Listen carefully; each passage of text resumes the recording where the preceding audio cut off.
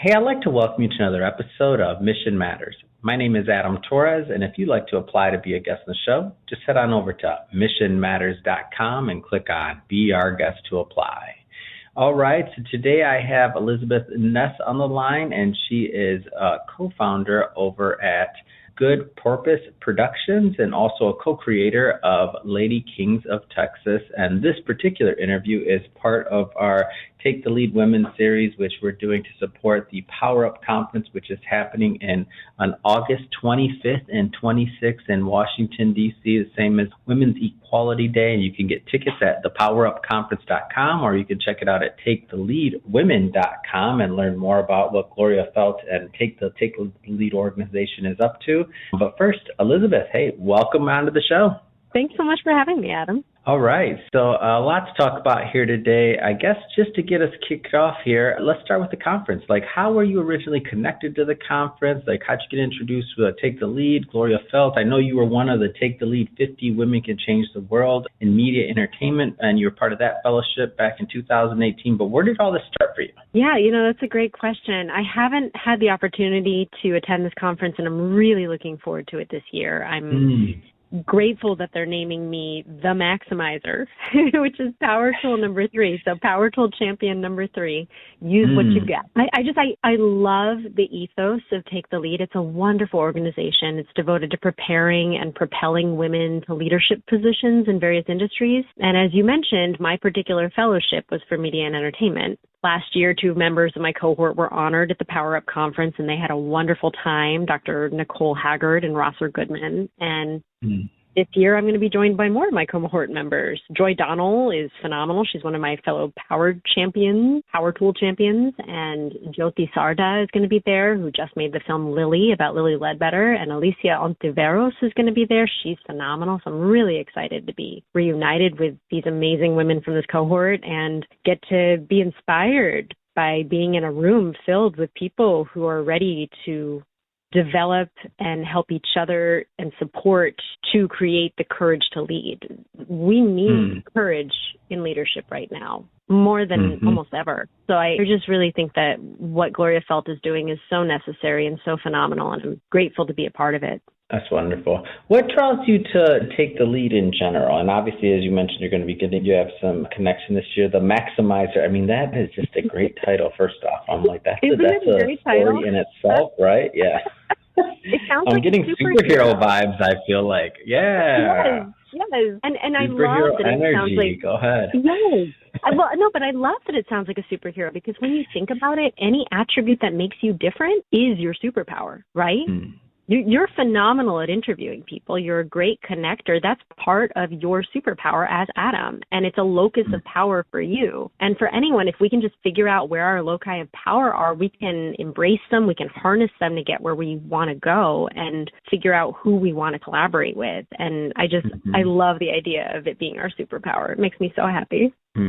So what continually draws you, I should say, to the organization in general and being part of it? Because I feel like what Gloria and just Take the Lead are doing, it's something special. But you being part of it much longer than myself. Last year was the first time I attended and got to meet Gloria and a lot of that group. But you've been in the circle much longer than me. What draws you and keeps you active here? I love that question. I'm sure you got a sense of it last year, but the deep connections that are made through the Take the Lead program are just life-changing. When I did the 2018 fellowship, I was flying in from New York to LA, and these incredibly generous women who had never met me before opened up their homes to me and offered me a place to stay for the duration of the fellowship, and it was just so amazing. They've since supported each other, come together during difficult times, offered a wealth of wisdom, and the inspiration that is shared in these cohorts is just mind-boggling.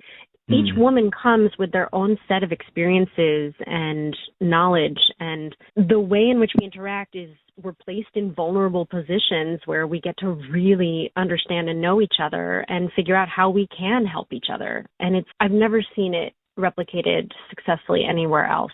It's to the point where during the pandemic, we were all feeling isolated, and a few of us decided to start hosting a Zoom reunion every month to support each other. So 7 years after our in-person cohort, we still meet every month. We had, I think, 20% of the group on the last call.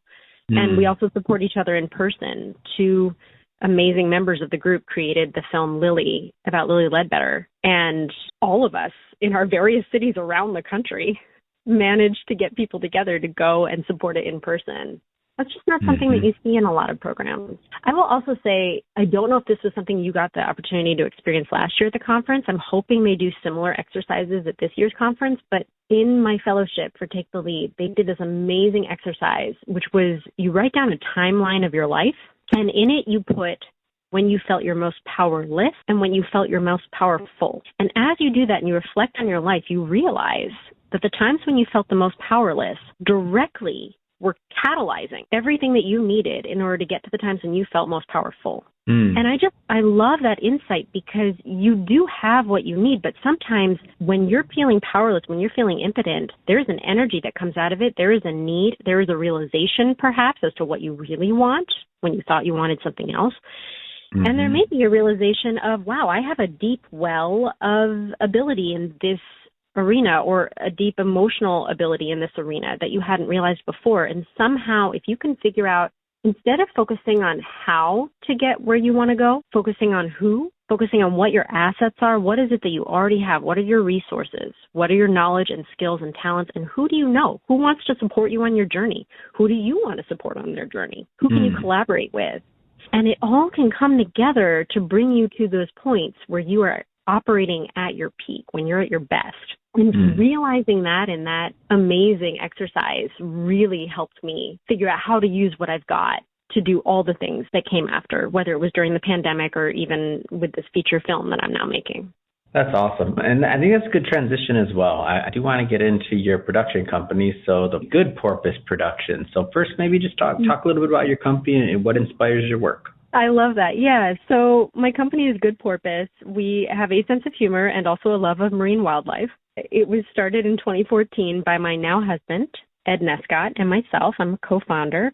And we make socially conscious fiction as well as nonfiction for nonprofits, mini documentaries that show their impact, and explanation videos that help nonprofits really get their story out in a visual way that everybody can appreciate and enjoy. And I really just love having that balance of getting to work. I really love using my talents for good in the balance of both fiction and nonfiction. It's a beautiful melding of everything that I care about. And I get to do it with my husband and partner, which is pretty awesome.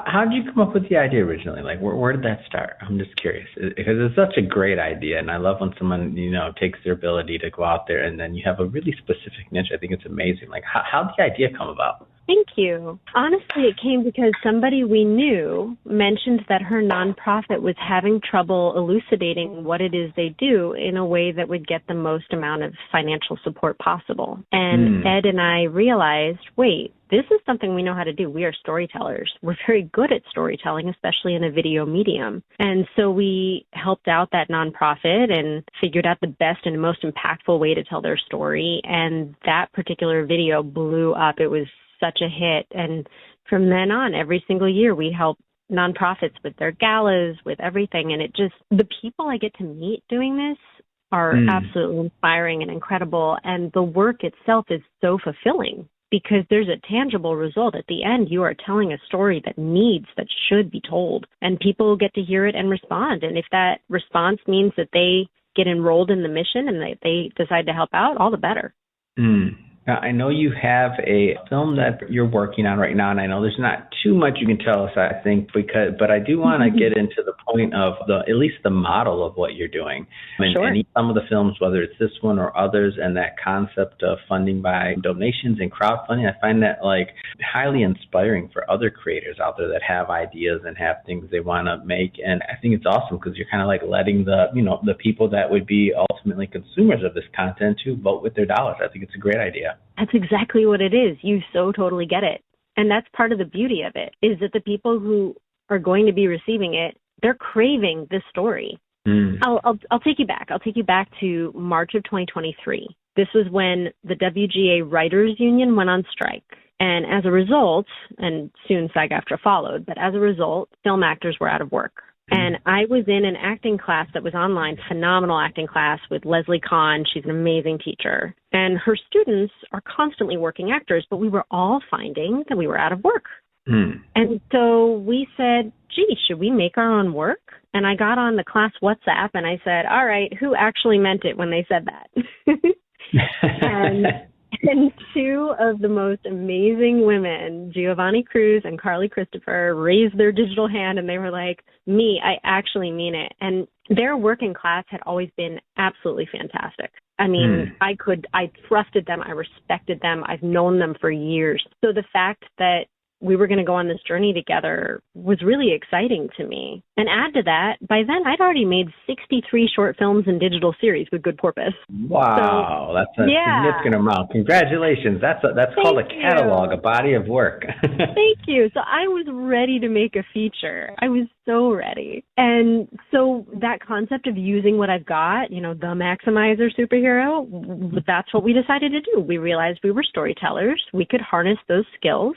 We could harness our network to help us become better storytellers and craft a really impactful narrative. We decided we wanted it to be a narrative about bodily autonomy because we're very scared that that is slowly slipping away, or not so slowly, in fact, quite quickly slipping away in the United States, as well as elsewhere in the world. And we, as you mentioned, decided to crowdfund publicly using Seed and Spark, which, by the way, I was connected to because of Take the Lead. Emily Best had talked. Amazing. At our Take the Lead cohort in 2018. So there was a connection there. And we also privately fundraised donations via the Film Collaborative. And with those donations in hand, expanding our network to include 750 people who climbed aboard supporting us financially or in kind or with their time. Really amazing. It's mind-boggling how much people might want to support you if you give them the opportunity. And that's part of using what you've got, right, is enrolling others in your vision. But we now have the production budget to shoot this female-driven message wrapped in humor about bodily autonomy, and we're continuing to privately fundraise donations via the Film Collaborative for our post-production and PR and marketing, which we'll obviously need. But we're not waiting for any studio or any entity to greenlight our film. We're using what we've got, and we're doing it ourselves. That's amazing. What an amazing story. I love this one that I'm happy to bring to my audience as well. How do people get involved? How do people get involved with either this film or your production company or otherwise? Like, how do people connect with you? Absolutely. Well, on Instagram, Lady Kings of Texas is very active. You can just go to the account, Lady Kings of Texas, and our website, www.ladykingsoftexas.com, and also Good Porpoise. I am the face of it often, so on my Instagram and also Good Porpoise's Instagram, but more importantly, the website, www.goodporpoise.com. And porpoise is Porpoise, which can be a little tricky for people. Amazing. And for everybody listening, just so you know, we'll definitely put some links in the show notes so you can click on it and head right on over and check out all the work that Elisabeth is doing. And also, if you didn't get it the first time around, I'll say it again, you need to be at this conference. So the Power Up Conference, it's August 25th and 26th in Washington, D.C. It's on Women's Equality Day. They have it's a conference and concert. I forgot the concert parts. Betty's going to be playing. They got a whole musical lineup, lots of great stuff going there. So again, you can grab tickets at thepowerupconference.com or check it out at taketheleadwomen.com to learn more about Take the Lead overall and Gloria Felt's work. And Elisabeth, I just want to thank you again for coming on the show, and thanks, and I'm wishing you much more success in your film. So thank you. Thank you so much, and many thanks to Gloria Felt and all the rest of the hardworking people at Take the Lead.